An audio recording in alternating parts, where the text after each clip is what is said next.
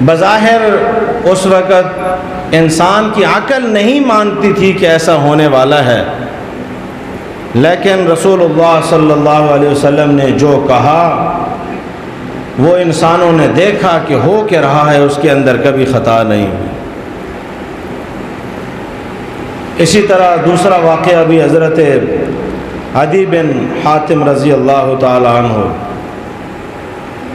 اپنی بہن کی دعوت سے متاثر ہو کر مدینہ کے اندر حاضر ہوئے، رسول اللہ صلی اللہ علیہ وسلم کے پاس۔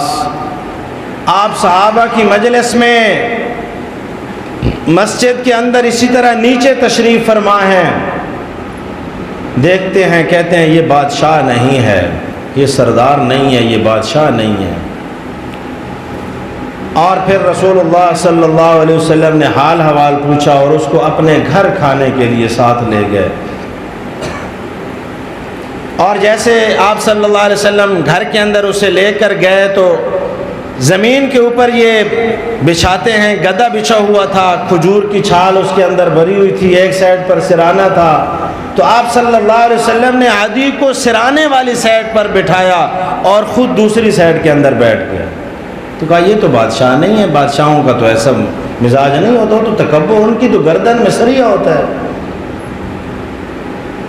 اور وہ دیکھ رہے ہیں مدینہ میں صحابہ کرام کا حال دیکھ رہے ہیں، کچی مسجد دیکھ رہے ہیں، اصحاب صفہ کا چبوترا دیکھ رہے ہیں، عجیب حالت اور کیفیت ہے۔ اور اللہ کے رسول صلی اللہ علیہ وسلم نے اسے دعوت دینی شروع فرمائی، اور آپ نے جیسے اسے دعوت دی اسلام کی تو وہ خاموش ہو گیا۔ عدی بن حاتم، یہ حاتم تائی کے بیٹے ہیں، خاموش ہو گئے۔ تو رسول اللہ صلی اللہ علیہ وسلم نے فرمایا کہ میں بتاؤں تمہارے دل میں کیا آ رہا ہے اور تم کیا سوچ رہے ہو؟ تم یہ سوچ رہے ہو نا کہ اس کے ساتھ جو لوگ ہیں وہ سارے غریب ہیں، امیر اس کے سارے دشمن ہیں۔ تم یہ سوچ رہے ہو کہ سارے کمزور اس کے ساتھ ہیں، طاقتور اس کے دشمن ہیں۔ تم یہ سوچ رہے ہو کہ بہت تھوڑے سے لوگ اس کے ساتھ ہیں اور بہت سارا عرب کا جزیرہ ان کے مخالف ہے، ان کو تو کھانے کے لیے روٹی بھی نہیں مل رہی ہے، ان کا ساتھ دوں تو مجھے کیا ملے گا؟ تم یہی سوچ رہے ہو؟ واللہ لیتمن اللہ ھذا الامر، عدی انشاءاللہ یہ امر ہو کے رہے گا۔ اور فرمایا واللہ لتفتحن کنوز کسری بن ہرمز، اور یاد رکھو کسری بن ہرمز کے خزانے فتح ہوں گے۔ تو عدی نے تو کسری کا جاہ و جلال دیکھو، 40 مربع میل کی کسری کے بادشاہ کی صرف گھوڑوں کی چراگاہ تھی، محل تو بہت بڑے بڑے، تاج سونے کے، ہیرے۔ بات کاٹ دی رسول اللہ صلی اللہ علیہ وسلم کی درمیان میں، آگے بات بھی نہیں سنی، درمیان میں کاٹ دی۔ آپ پوچھا یا رسول اللہ یہ کسری بن ہرمز کی بات کر رہے ہیں یا کسی اور کسری کی بات کر رہے ہیں؟ آپ نے فرمایا ہاں کسری بن ہرمز کی بات کر رہا ہوں، اسی کسری کی بات کر رہا ہوں جو کسری بن ہرمز ہے۔ اور ہاں یہ بھی تمہیں بتا رہا ہوں کہ اس کو وہ جب فتح ہوگا تو فتح کرنے والوں کے اندر آپ بھی ہوں گے۔ اور وہ بہت حیران ہو گئے، یار کھانے کے لیے روٹی نہیں، یقین جانیے روٹی نہیں تھی اس وقت صحابہ کے پاس۔ ایک دن رسول اللہ صلی اللہ علیہ وسلم عشاء کی نماز پڑھا کر نکلے اور دیکھا کہ حضرت عبداللہ بن مسعود پڑے ہیں لیٹے ہوئے، ایسے چھوٹی چھوٹی کنگریاں بجری کی طرح تھیں، وہ اکٹھی کی، اوپر سر رکھا ہوا ہے اور لیٹے ہوئے ہیں۔ اصحاب صفہ میں تھے جن کو لوگ کھانا کھلاتے تھے، کبھی کوئی لے جاتا تھا کبھی کوئی لے جاتا تھا۔ تو آپ نے فرمایا ابن مسعود کیسے پڑے ہو؟ کہاں ساروں کو کوئی نہ کوئی لے گیا ہے، میں اکیلا بچ گیا ہوں، میرے پاس اور کوئی نہیں آیا مجھے لے جانے کے لیے۔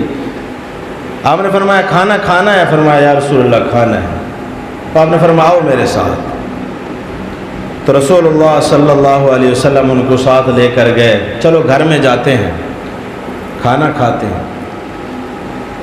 حدیث کے اندر موجود ہے آپ صلی اللہ علیہ وسلم نے حضرت عبداللہ بن مسعود کو باہر روکا اور اندر تشریف لے گئے اور گھر میں پتہ کیا، گھر والوں نے بتایا کہ ایک لقمہ بھی کھانے کے لیے نہیں ہے۔ آپ نے اپنی باندی کو بھیجا اور باندی نے آ کر عبداللہ بن مسعود سے کہا کہ اللہ کے رسول فرما رہے ہیں آپ واپس تشریف لے جائیں، ہمارے گھر کے اندر کھانے کے لیے کچھ نہیں ہے۔ آج غریب سے غریب آدمی بھی مہمان کو ایسے واپس بھیجے، زمین کے نیچے زمین میں گڑ جانے کے لیے آدمی کا جی چاہتا ہے، لیکن رسول اللہ صلی اللہ علیہ وسلم کا حال یہ ہے، اور فرما رہے ہیں اور وہ سن رہا ہے اور حیران ہو رہا ہے کہ کسریٰ بن ہرمز، اور آپ نے فرمایا دیکھا ہے حیرہ دیکھا ہے؟ حیرہ؟ فرمایا جی دیکھا ہے۔ فرمایا حیرہ سے عورت چلے گی زیورات سے لدی ہوئی اور مکہ تک پہنچے گی، اسے اللہ کی ذات کے علاوہ اور طبی موت کے علاوہ نہ کسی ڈاکو کا کوئی خطرہ ہوگا، نہ اپنی عزت کے لٹ جانے کا کوئی خطرہ ہوگا۔ حضرت عدی فرماتے ہیں میں نے کہا اینہم دعار بنو تے الذین سعروا البلاد، چونکہ حیرہ کے بعد بنو تے آتا ہے، راستے میں پھر مکہ آتا ہے، ہمارے بنو تے کے ڈاکو عمرو بن مادی کرب اور رافع بن عمیرہ سے بچ کے کیسے نکلے گی جنہوں نے پورے عرب میں آگ لگائی ہوئی ہے؟ یہ بات بھی سمجھ نہیں آ رہی۔ حضرت عدی فرماتے ہیں پھر اللہ نے مجھے دکھایا وہ موقع جب کسریٰ کے لیے ہم گئے، مدائن جب فتح ہوا تو میں اس لشکر کے اندر تھا اور میں نے قصر ابیض کو دیکھا، اور جیسے ہی میں قلعے کی فصیل کے اوپر چڑھا، جس دن فتح ہوا ہے تو میں چڑھتے ہوئے یہ سوچ رہا تھا، اس منظر کو بھی دیکھ رہا تھا، اور رسول اللہ صلی اللہ علیہ وسلم کا وہ ارشاد مجھے اسی طرح یاد تھا، اور میں نے چڑھتے ہوئے فرمایا صدق اللہ و رسولہ، اللہ کے رسول صلی اللہ علیہ وسلم نے سچ فرمایا ہے، آج میں اس لشکر کے اندر موجود